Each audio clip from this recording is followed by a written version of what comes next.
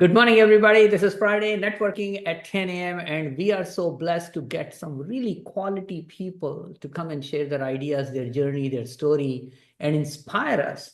So from 10 to 10:20, Lancelot will be giving you his opinion, his story. I think it'll be fun to listen to that. And what I can tell you is he has achieved a lot. He will tell you more about specifics. I won't go into detail, but he has been a college football athlete helping his team win. He's he's been a pro football player. He has been a tap dancer. He was recently in a movie called The Security Guard. He's going to be in another movie coming up pretty shortly where he's going to be playing the lead. We can't talk too much about it. It's secret. And he's also the published author of a fantastic book. So here is the part for people who are here keeping their camera on and engaged. Five up to five people, I will buy his book and you will have the copy of his book. So that will be my gift to you for Lancelot coming and for you to come and join us here as well. So Lancelot, I know you got a lot of wonderful stories to tell us, a lot of exciting adventures in your life. So I'll put it back on you. So Lancelot, welcome. Well, thank you, Minesh. And I just want to say publicly, I want to thank you. I've known my purpose for a long time, since I was a young kid, and to be able to see it play itself out and all roads leading to this day and this point, as you help me to continue to flush out my story in order to be able to inspire others. That's not easy to do. And I just want to say thank you. And this is my first time at speaking about, what I've done and try to inspire others. So I'm really excited about that.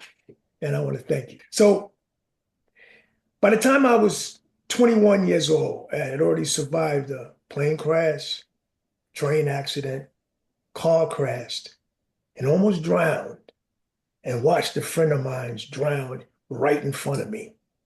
And to this day, that was probably one of the most horrific experiences that I've ever had to go through. And you would think this is a story about tragedy, but in fact, it's a story about triumph and transition.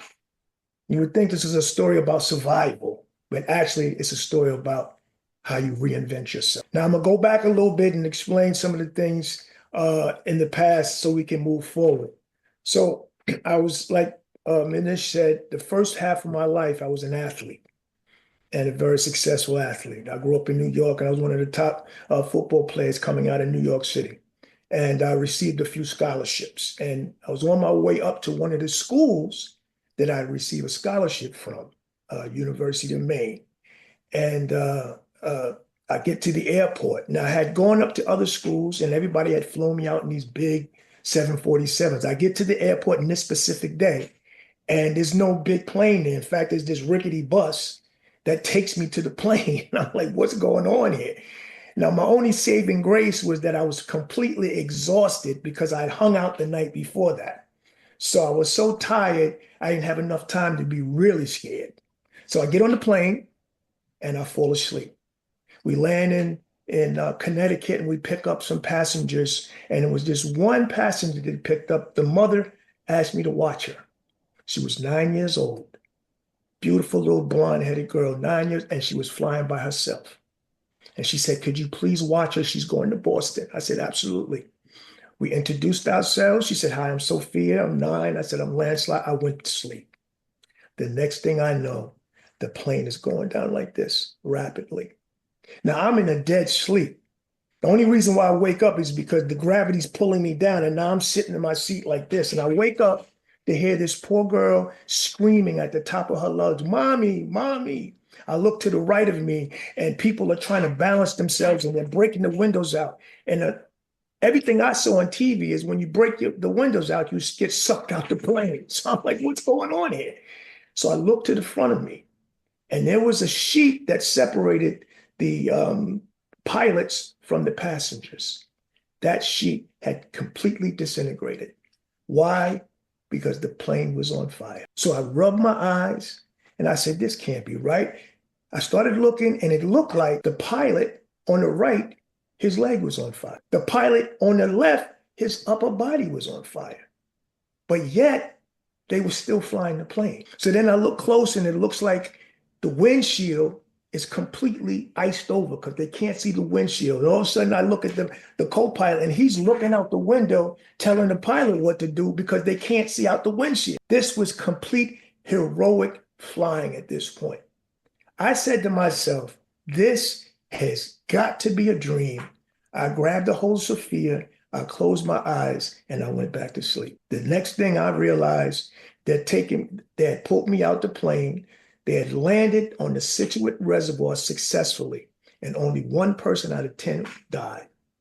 And they were dragging me across the frozen reservoir. They crashed on the reservoir, but did not break the ice.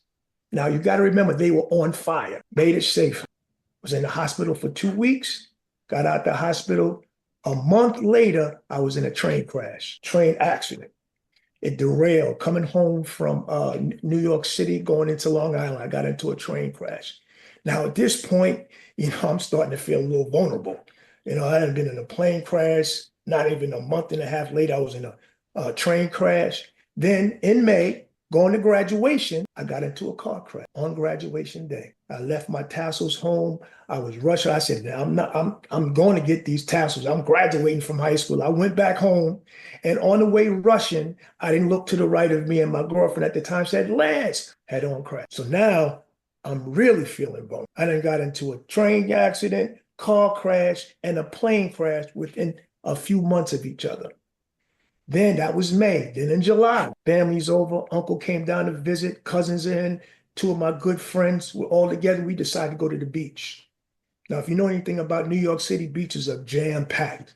We happened to get there on a day when there was nobody on the beach. We didn't understand why, but this was our opportunity to have a good time, right? What we didn't know is that a half an hour earlier, they had cleared the beach out because on this specific time and this specific date, the undertow is really bad. Now, I'm a New York City kid. I have no idea even what an undertow meant. I'm only telling you from what was told to me afterwards. So we get in the water and we're having a great time. We're having a great time till we weren't. Because what happened was we were in water up to our waist. And before you know it, we were in water that is over our heads. And one person said, I can't touch my feet to the ground. And that set off a panic. Now, I'm a lifeguard. So I started trying to use the maneuvers that I use from a pool in the ocean. And you can't do that. Pool is completely different than the ocean. So I went and I did the maneuver from the back, grabbed the underneath his armpit, and I started swimming backwards to try to swim to shore. All of a sudden, the water, the waves came down on us and he jumped on top of me. So now we're both drowning. Now, the one thing that's universal is when that happens, you take them underneath the water, you hit them, disorient them, and then you swim from underneath their reach. And I did that. Now, I had to make the decision on whether I leave my cousin, who I love dearly, or do I try to save him and wind up drowning myself. So I wind up trying to swim to shore. Now, one of the first things you don't do is you don't swim into the undertow. You swim parallel to the undertow. We didn't know that. I didn't know that because I didn't even know what an undertow was. So I just did what I was supposed to do and tried to get back to the land. Now I'm fighting against the undertow and I'm losing, ready to drown.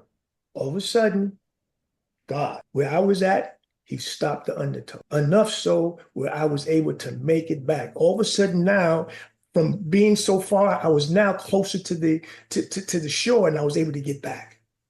Now I got back barely. I turned around to watch my cousin and my friend drowning right in front of me. Now, my friend had not fought at all, and the undertow had took him about a quarter of a mile out from us. And I saw his hand go up, and I heard him scream, help me, help me.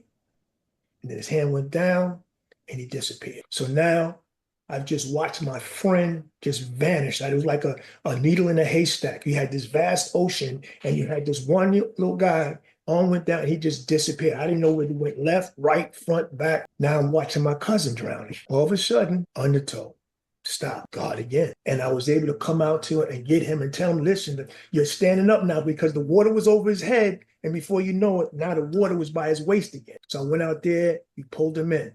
First thing he said was, what about Jerry? And I said, Jerry's gone. So When you go through something like that and you watch people die, there's grief, but there's also guilt and helplessness. Now, then my mother comes, right? And now she's hysterical because they called her, said it's been an accident. She don't know what happened. She knows her brother's with me, one of her cousins, and my best friend. So it's going to be bad no matter what. She gets there, she sees me, and she breaks down in tears and says, oh my God, what did I do wrong to have all this negative karma come back on my son? And at 17 years old, I said, what did you do wrong? What did you do right? I'm still here. I'm still standing. I must be a gift from God. And from that moment on, I knew that God had his hand on my shoulder. He had to be. How can I have gone through all these different things and came out of it alive? And from that point on, I had a dream right before I went to college. And the dream told me that I was supposed to be a positive light and energy to people around the world. And I always thought it was football that was going to give me the platform to get the visibility in order to do that. So I, from 17 years old, have understood that my job was to be a beacon of positive light. This is why what Minesh is doing for me is such a powerful thing, is to have that vision and understanding decades ago and also see it come through right now is a powerful thing. All right. But it's not even over. So I get to college. I'm having a great career. My senior year, right? Coach comes up to me. This is your year, son. You're going to be an All-American. You're going to be an all-conference. This is your year to be great. Excellent. I go home. I'll come back after some winter break to find out the coach that said all that to me left to get a head coaching job somewhere else. Now, a new head coach come in, the youngest head coach in Division I history, 27 years old. Him and I clashed right away. And years later, they explained to me that I was this big man on campus. And then you had this new coach who was 27 years old, and he was trying to establish himself as the big man on campus. And I guess he saw me as a nemesis. Now, this is a coach who is supposed to be somebody that guides you and nurtures you. And this coach basically destroyed my reputation and tried to shatter my hopes and dreams. So he thought. To just give you a little background on what happened, the first practice, I overslept. And he did what he was supposed to do. He run me to death. Second practice, a week later, I got food poisoning and went to the hospital. Came back from the hospital. Before I can even tell him what happened, he had taken my scholarship, kicked me off the team, and said, you're done. So now what am I supposed to do? I had some choices to make. Do I quit? Do I try to fight back? Or do I transfer? So I went home. I sat in my room for 2 days, and I thought about it. And what I came up with was I was going to fight. And I knew that I had to do something different. And I found what they call 5 keys to reinvention, which is what I wrote this book about. And I followed those keys. And here are the keys. Key number 1, you have to understand that you are the only person you need to get everything that you want in your life. You can't count on anybody but yourself. And understand that your uniqueness is your superpower. All the things that you've gone through make you the person who you are. And you have to first and foremost understand that. Rule number 2 is you have to surround yourself with either a guide or somebody that's going to support you, because you can't do it alone. I found my workout partner who said, I got you. I'll do whatever you need me to do. I got you. Rule number 3, or key number 3, is you have to educate yourself. And whatever it is that you're trying to do, you got to educate yourself fully. I knew that I had to come back double and I had to be twice as good as everybody else. I had to be even better than I was before in order for me to even get a shot at getting a chance to get back out on that field. I knew that. So I went and I got as much information, and I started studying what they call plyometrics. Now, plyometrics is a big thing now. Back then, you talk about 3 decades ago, they weren't really dealing with plyometrics. And my school definitely wasn't dealing with plyometrics. So I studied. I ordered a book from a Russian who created plyometrics, and I studied his book. And I started, I brought hurdles, I brought bands, I started pushing cars. I did whatever I could do to get the advantage. That was rule number 3, or key number 3. Key number 4 is You got to write a contract with yourself and be willing to put that work in and day out. That's very important. Now, I was already known for my work ethic, 3.5 hours a day, every day. I was always in the gym, always working on my craft. But I knew if I was even going to have an inkling of a possibility to get back, I was going to have to do double at it. So I decided that I was going to work out 7 hours a day. 2 hours in the morning, 3 hours in the afternoon, 2 hours at night. And I never broke that contract with myself. That's the other thing. Consistency is the key. Making the contract and not breaking it with yourself. Because there was many days when I was sore, I was tired, and I didn't want to go. I didn't want to go. But every time I felt like that, you know what I would do? And y'all notice, some of y'all might notice, Rocky. And I'd put that on. Anytime I didn't feel like going, I would put that on and I'd get right up and get to working. So by the time I came back, I was a completely different ball player. But the coach was still trying to blackball me. I came back. He took my number that I had for 3 years, 33, and gave it to a freshman. Okay. He changed my position and gave my position to a freshman. Every time I got in, he would take me out. He was trying to blackball me, but I never said a word. I never complained. I never said anything. I just kept my head down because why? I knew God was on my side. He had his hand on my shoulder. How do I know that? Because I got into a plane crash, car crash, train accident, almost drowned all in the same year. I survived that. He had spoke to me. He had said, I want you to be a beacon of positive light and energy. I knew that. So I knew my time was coming. I knew it. I could feel it. I believed it. And when you say belief, when you break it down, that's certainty. That's what that means. Belief is certainty. I was certain I was going to get a shot. It was the second to last game of the season. 2 quarters had already been finished. The freshman got hurt, blew the whistle. They pulled him out. Now everybody was relying on me. Lance, get in there. I was ready.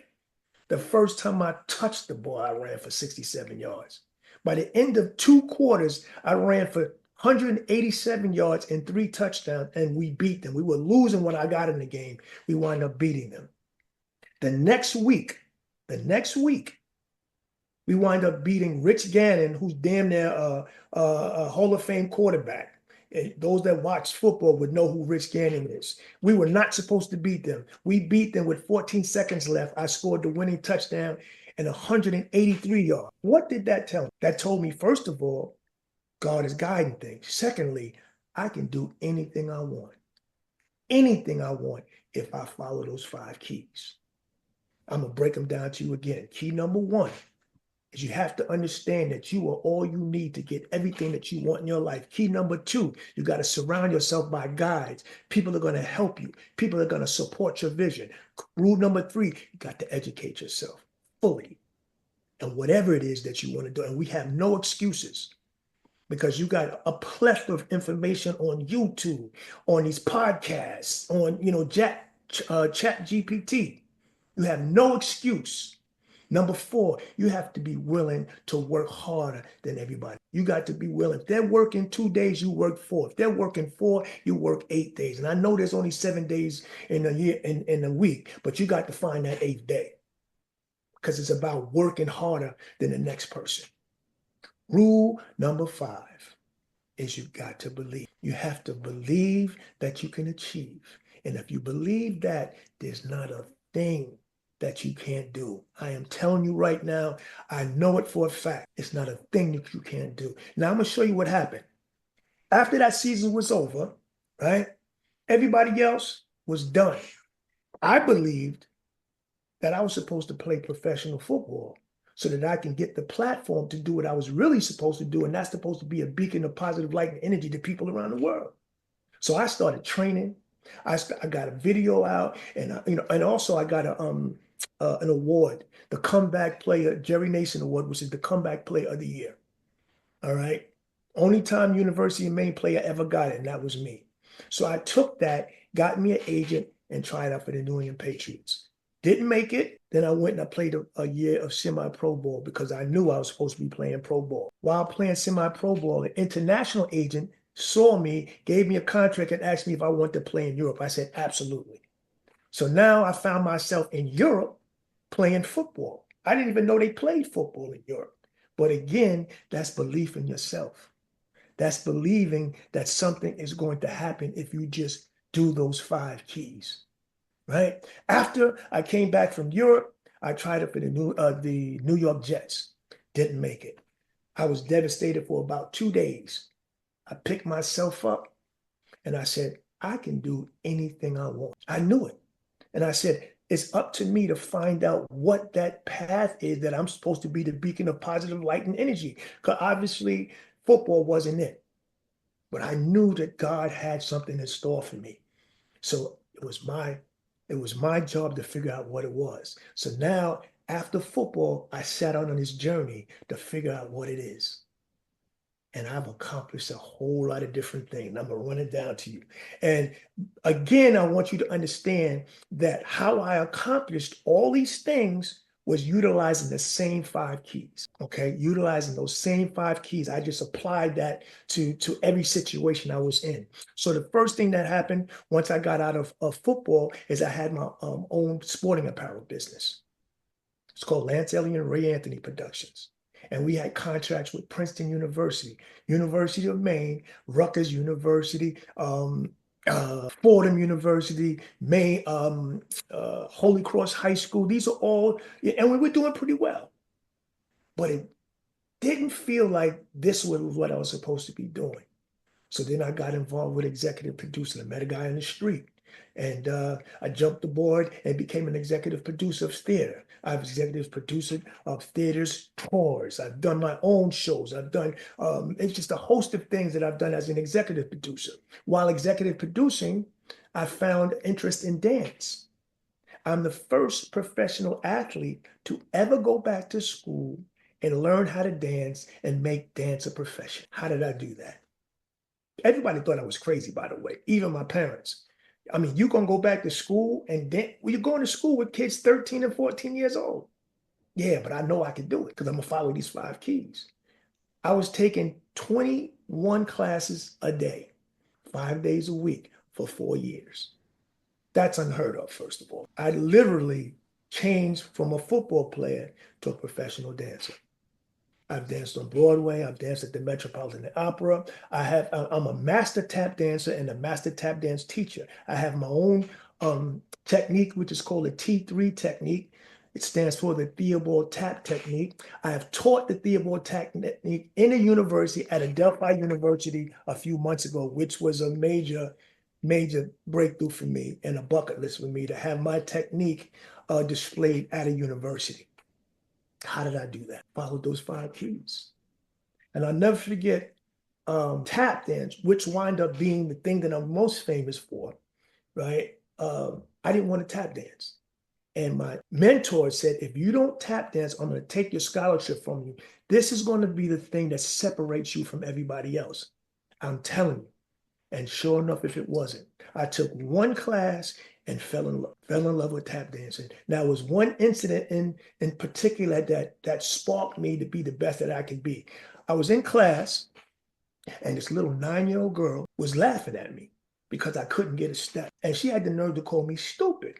She was like, yo, you can't get the step, stupid? And I was like, what? Now, a 300-pound lineman would never call me stupid. I got a little 9-year-old girl calling me stupid. That lit a fire under me because I was determined to be better than her and everybody else in that class. And it became an obsession for me. I was tap dancing literally all day, every day. I was tap dancing down the street. I was tap dancing underneath the table. It would drive my parents and it would drive my wife now absolutely crazy. She was like, would you act like a adult and stop acting like a kid? She didn't understand. I was enamored by it. It was my passion. Because of that, I learned in 4 years what people who take tap dance 15 years couldn't do. And then I was able to create a technique based off how I learned to show other people how to learn in a fast way. And that's how I came up with the T3 technique. I'm a philanthropist. I take my talents and I raise money for different organizations. During the pandemic, I raised over $28,000 by doing push-ups and pull-ups. I did over 75,000 pull-ups and over 30,000 pull-ups. 75,000 push-ups and over 30,000 pull-ups. I raised over $28,000, $14,000 for the Equal Justice Initiative, and $14,000 for the Bethany House, which is a homeless shelter for women and children. Now, I'm on the board. Well, I was on the board. I stepped down last year, but I got asked to be on the board about 15 years ago. Now, I have no idea what a board even meant. The lady that ran the organization and founded the organization, took a liking to me because I raised money for her. I used to take my talents and I would raise money for different organizations I found that I liked.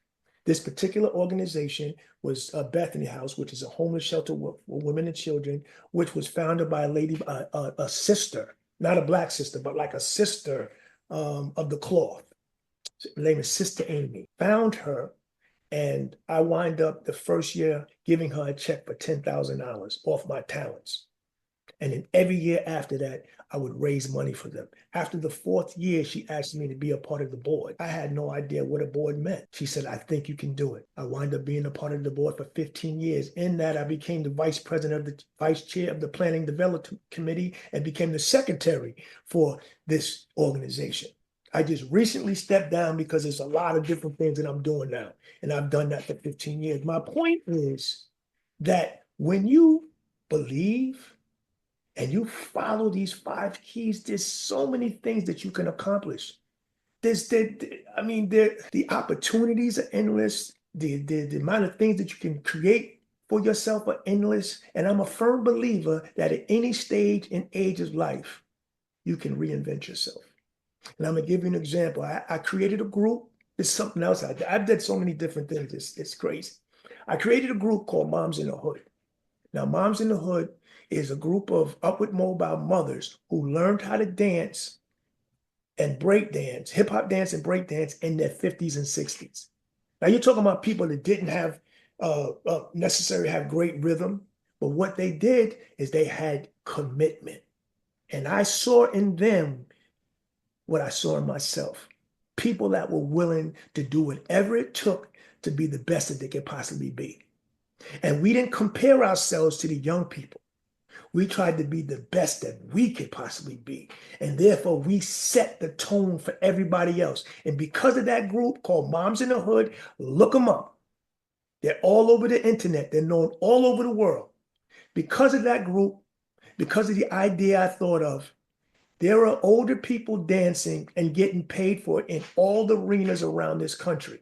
That is a direct result of Moms in the Hood and the impact that we made on this world. Look them up. 25 years we've been together. The first performance we had at Madison Square Garden, the place went crazy. Madison Square Garden is the Mecca. What happened? After Madison Square Garden did it, everybody else started doing it. That was a direct result of Moms in the Hood. How did I even come up with that? I didn't come up with it. What I came up with is we can do anything we want. I took them 5 keys and I looked at them and said, we can make them the best they can be and we can just go from there. So again, I say all of that to say, and it's not that many of us here, but you can do and be anything you want. All you got to do is follow those 5 keys and believe. And believe is the most important thing. Now, and during the pandemic, right, I said I was going to do certain things, all right, because I wanted to be able to come out the pandemic and show people that you can be locked down or locked up, but they can't lock up your mind. And I set forth to do certain things. One was the push-ups and the raising of money. I accomplished that. Another one was writing a book. I wrote a book, a #1 best-selling book that's on Amazon right now. How did I do it? Now, the other thing is very important that Minesh taught me is that when you're trying to be your best, don't hesitate in spending money on getting somebody else to help you. There's nothing wrong with that. I learned that. I learned that when I was being an author. I hired somebody to help me write.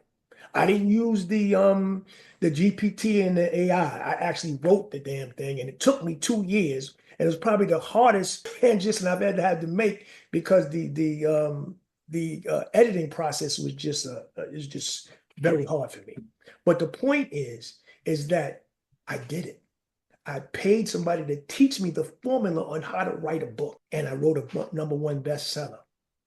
When I have a talk show now called The Power of Reinvention, Anything is Possible. I hired somebody to teach me how. I didn't want to do a podcast.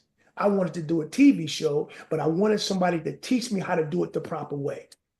Now I got about 40 episodes in, and it's doing very well. I had Minesh on one of my episodes. You know what I mean? I want to build and I want to create a program that's called Stuck to Unstoppable. The power of reinvention, the power of reinvention, life after the whistle has blown. Minesh helped me create that. I'll be taking that around and coaching college kids initially to show them that life is just starting for you. Because you're finished football, that's not an end. That's the end of one chapter. You got this incredible book to write of things that you can do, and what you can do is just a plethora of things that you can create yourself into. And this is how you do it. Minesh helped me write that and realize that dream for myself. So I end with this. How are we doing on time? Oh shit, I'm way okay. So I end with this. If you Lancelot Theobald, and I'm not just a survivor, right? I'm an author of my own company, and so are you. Remember that. I thank you. Sorry for being so long. Hope you enjoyed it. We loved it. We loved it. So thank you so much. Obviously, Lancelot, I know your story. I've read the book. Obviously, we have a lot of conversations, but that was very inspiring. So Muskan, you can make it as a gallery now so people can see each other as well. So good. So anybody has any quick comments for Lancelot? Me personally, it was fabulous. And for those who don't know, Henna will be our speaker next week. So in the meantime, I want to tell you, Lancelot is a phenomenal person as a human being who is inspiring other people on a daily basis. And you were lucky enough to have him share with you his journey as well. So you should feel very, very proud and grateful at the same time. So thank you, Lancelot, for taking the time. Anybody else has any comments, questions before we go to question? Can you hear me? Yes. Kathy is the person who introduced me to Lancelot. So Kathy, thank you for being here. Hi, Lance. Hey, I am Kathy. so sorry. My camera has not been working for weeks, but I was not going to miss you this morning. Oh, So, thank you. To everyone here listening, I just want everyone to know that Lance is phenomenal.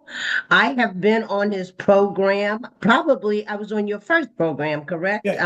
Reinvention of Oneself. And it's amazing.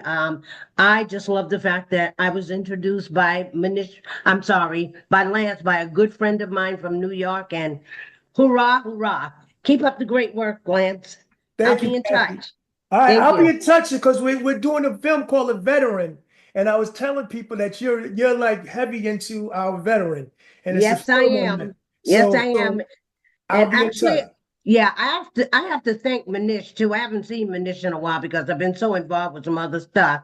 But I have actually written my first book because of Minesh and Baxi and Macy and Kim and Sahil.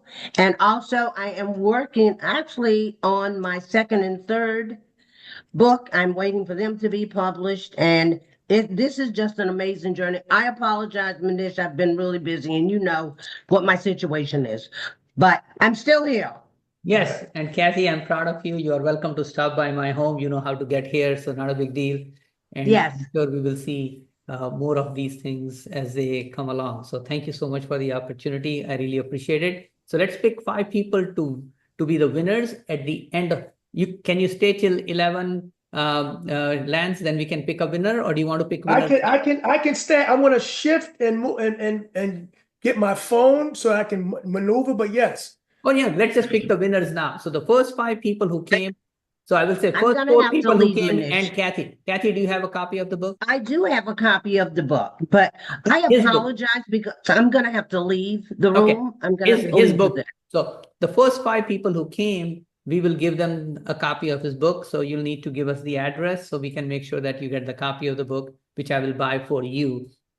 So we will make sure who are the first 5 people. Who are the first 5 people? So I know Max came right early enough. I know that for Right. sure. I did. Okay, Hannah was there. So that is the second one I know. And who had a camera on as well? Because that's what I'm looking for. I don't see too many cameras on here. Lance, I have a question for you. Oh, Yes, Kyle is here. Kyle too. Mhm. You And said one of Jackson. the most important thing was consistency. absolutely. Yeah. So were you always consistent or did you have to develop that habit? No, that was something I had, because of, sports, there's a certain amount of consistency that you must have to be able to compete at a certain level.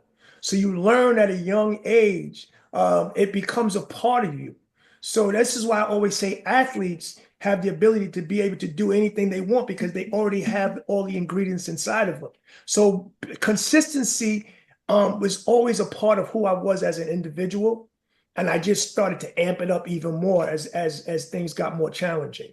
So someone who doesn't have that much consistency, they start and then they fall off. They start Yeah. with a bang and then they fall off. Then they start with a bang. Yes. What would you suggest for them?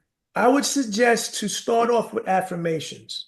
And that's one of the other things I do is I coach affirmation. Affirmations are you say positive things to yourself, positive phrases and words on a regular basis, because what you have to do is it's all about your mindset. You have to make a mindset shift first because that's why you're not consistent. But all your life you've been telling yourself that it's okay not to do it. I could take off this day. And your brain is a computer. It doesn't say what's right or wrong, what's good or bad. It just takes things in. So if you don't do anything one time, then your brain remembers that. So the next time you don't feel like doing it, when action wise, you're working off your subconscious because your subconscious controls your conscious. So you automatically don't do it. That's what's wrong with New Year's resolution. I give the example when people do New Year's resolution, they start off with great intention. But unless you change your mindset, you're going to do the same thing you always do. You might start off for the first 2 months, but after a while, you're going to go back to what you know, and that is not being consistent. Everybody can be consistent. You can say today that I'm going to work towards being consistent. And the first thing I would say to you to do is to change your mindset. And you can change your mindset first and foremost by starting to say affirmations to yourself on a regular basis and making sure you do that on a regular basis. Because even that is hard after a while. Thank you. Yeah, absolutely. Well, Let's go to speed And, networking. So some people might have some. So we'll just do speed networking next. So Lance, thanks again for a fantastic time. And Hannah will be our speaker next week. So the next week, the people who bring a guest will get a special gift that we will give to next week. So make sure, and Hannah and I will let you know what those gifts are. So Lance, I put the 5 winners in the chat and we will get their shipping address. So I'll buy the books and then we will send it to them. okay. Thank you. I appreciate Lance for taking the time. Macy Yes. knows what to do next with speed networking. So we will do, I think we'll have at least 1 or 2 rounds of speed networking before 11 o'clock. So thank you so much, Lancelot, for generously sharing your time. All right. Thank you, man. Thank you, Lancelot. All right, guys, take care. Thank you. Yes.